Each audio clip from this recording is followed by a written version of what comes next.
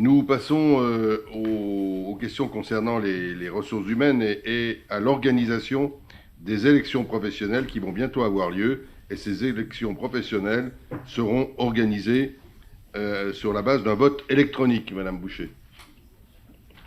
Oui, tout à fait. Vous vous souvenez certainement qu'au Conseil du 5 mai, nous avions approuvé le recours au vote électronique. Et donc, dans cette délibération d'aujourd'hui, la délibération fixe les modalités d'organisation de ce vote électronique. Je précise que ce point a été présenté et approuvé au comité technique du 30 septembre. Pour ce vote, nous avons retenu la société Néovote. Chaque électeur-électrice recevra par courrier un identifiant personnel généré par le système de vote qui lui permettra de se connecter. Il ou elle aura accès au scrutin le ou la concernant. Il ou elle recevra un mot de passe par mail, SMS ou serveur vocal. Il y aura un moyen, bien sûr, d'avoir un nouvel identifiant en cas de perte ou de non-réception du courrier. Le scrutin sera ouvert du 3 décembre au matin au 8 décembre à 17h. Il y a donc un week-end entier pour voter, plus des jours ouvrés.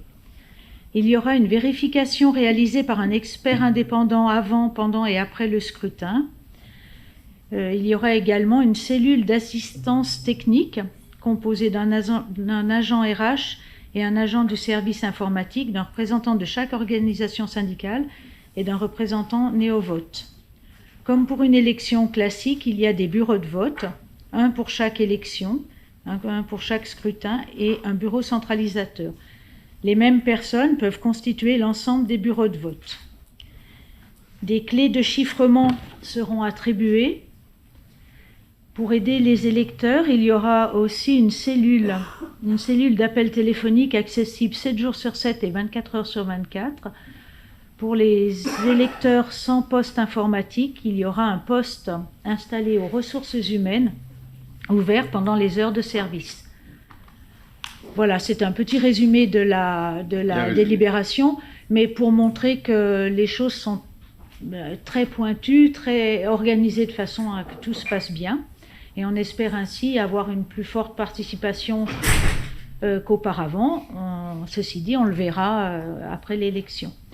Ceci étant exposé, il est donc proposé au Conseil municipal d'approuver les modalités d'organisation du vote électronique, ainsi que détaillées ci-dessus, et de fixer la composition des bureaux de vote électronique, dont le bureau de vote centralisateur, comme suit.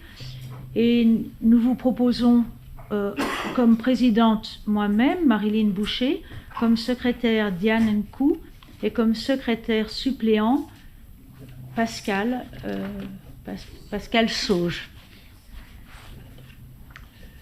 Voilà, merci pour la synthèse du texte, parce que c'est compliqué. Je répète, vous l'avez dit, mais que ce document, cette proposition a été acceptée par les organisations syndicales et qui se félicitent de cette mise en place d'un bureau de vote électronique. Des questions ou des remarques sur ce système d'élection ? Est-ce qu'il y a des votes contre, des abstentions? Merci. Peut-être qu'un jour, on arrivera pour les autres élections à ce type. Et peut-être que ça facilitera la participation. On peut le souhaiter. Et je crois qu'on est tous dans cette volonté. Merci.